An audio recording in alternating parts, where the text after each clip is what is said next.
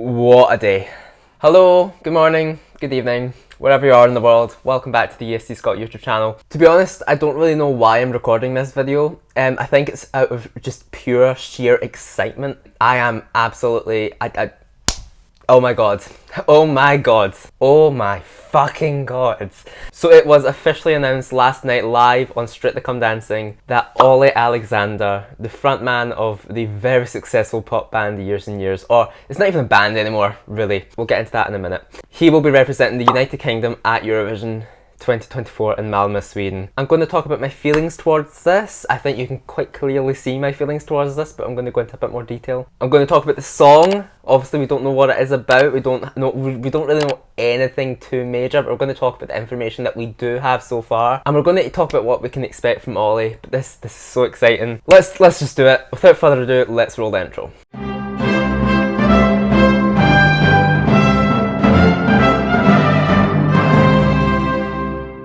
So I was doing what I always do on a Saturday night. Me and my granddad love Eurovision. My granddad absolutely loves it. We watch it every single week. Yesterday was the final, the big final. And right at the end, before they were about to announce who won the show, Olly Alexander popped out onto the screen and announced the news to absolutely everyone with no warning. Yes, I can exclusively reveal I will be representing the UK at the Eurovision Song Contest.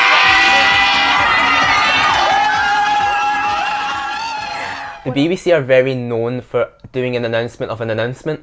So they say we're announcing something on BBC Radio 2 on Tuesday at God knows whatever time. But there was no announcement of this. There was no really any warning whatsoever that this was happening. Whereas usually the BBC would say, we're announcing something tonight on, I don't know, Children in Need. Like, they would usually do that. There was nothing. I think Olly posted on his TikTok like a little kind of teaser video with like the eyes opening like that.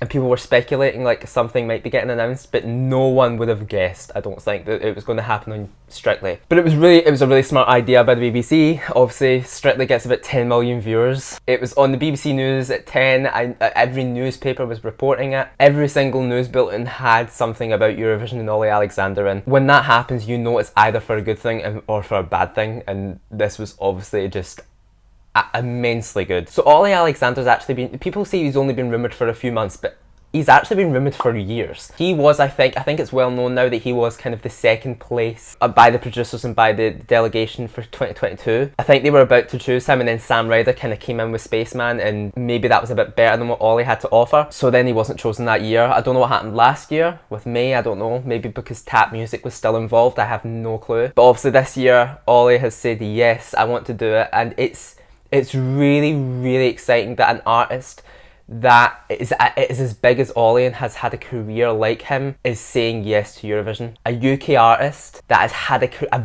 very successful music career and acting career is saying yes to Eurovision. This just proves how much the UK has flipped in Eurovision. It's done a complete 180. I'm still not over it. As it does feel weird to be a UK Eurovision fan right now. It really does. I'm personally excited because I'm a really big Olly Alexander fan. I love Years and Years. I love Kings. Kings was one of my favourite songs for a while, a good while.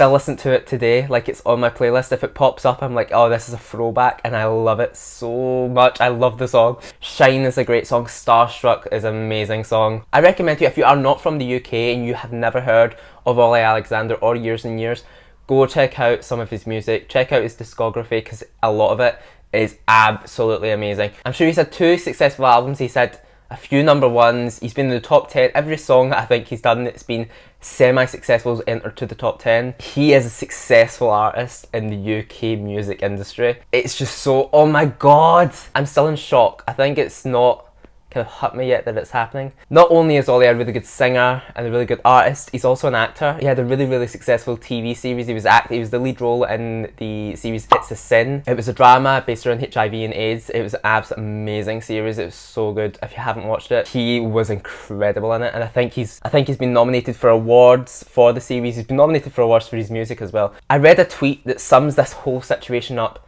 perfectly. The tweet said a lot of people around Europe and France were kind of going quite crazy, mental for Slimane, who's going to represent France next year. I'm pretty sure the guy that tweeted this was from France.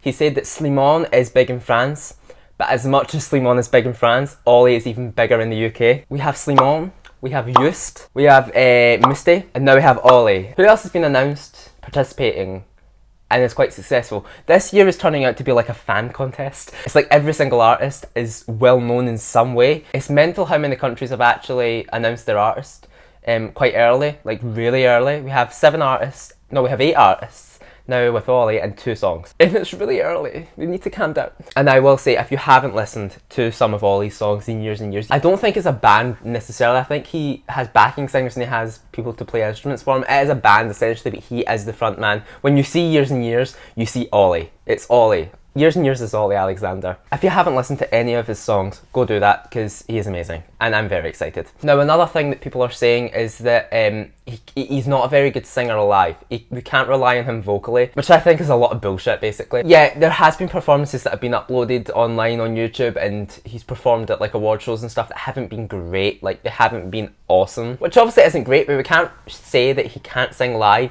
because of a few bad performances. He can sing live. He performed with Elton John at the Brits, I think in 2021. He sung It's a Sin, the Pet Shop Boys song, and it was incredible. He can sing, he can sing. It's so good. He's made his name in the music industry. He's done so well for himself. And obviously the next thing on his list he wanted to do was Eurovision. But he can sing live. If you go and watch some of his live performances, you will get the odd kind of one, but most of them are absolutely amazing. So let's just hope that he works on it and practices like mad. And I think the other thing that's giving a lot of people a lot of hope is that the songwriter that wrote the song for Olly is an absolute powerhouse in the UK industry as well. So it says here, the song that he will be performing in Malmo has been written by him and Danny L. Harl. I mean, he has written so many bangers. He recently wrote Houdini, the song by Dua Lipa, which is amazing. Olly recently stated in an interview with the BBC, he revealed that the song is going to be electric, something you can dance to. He also said, I mean, it wasn't going to be a ballad, or maybe it could have been a ballad. I love a ballad. I mean, as soon as I had time to kind of calm down from him being announced, I knew that this wasn't going to be a ballad. He's good at singing a ballad, but I knew he wasn't going to go to Eurovision with a ballad. That wasn't happening. So we're getting another dance song, we're getting another pop song. I'm happy about that. Olly also revealed that he is known for the past 2 months that he will be representing the UK. Looking ahead to the build up for Malmo, he confirms that he will be promoting the song all across Europe. Obviously a great idea. Sam done this. He went to a few countries around Europe and went on talk shows and stuff to promote the song about a month before the contest, which is obviously a great idea. You have to do that if you want countries to ultimately know the song before the contest and build up a bit of momentum and hype as well. It's really important. I just can't believe it. I cannot believe it. I don't know how many times I've said it, but I seriously can't. If you're from another country in Europe and you don't quite know who he is or why I'm reacting like this would have never happened in like 2017, 2018.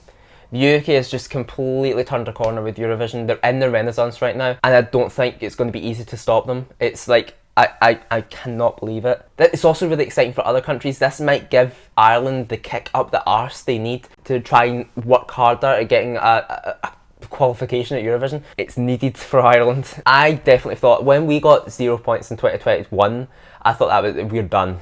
We're over. We're never ever getting top 5 again. And then the following year Sam came along and completely changed. I'm really stoked. It's why I love Eurovision. It's why I do what I do. So tell me, how do you feel we'll have a little discussion in the comments. Tell me down below in the comments, how are you feeling about Olly Alexander? Did you know about him before the announcement? If you have listened to a song of his, what one's your favourite? What one would you like to see, like, what kind of song would you like to see at Eurovision from him? I definitely want something electric. I want something fun. I do want something I can dance to, and that's what he said he's bringing, so I'm very excited. But yeah, tell me your thoughts. This was just me rambling for about 10 minutes.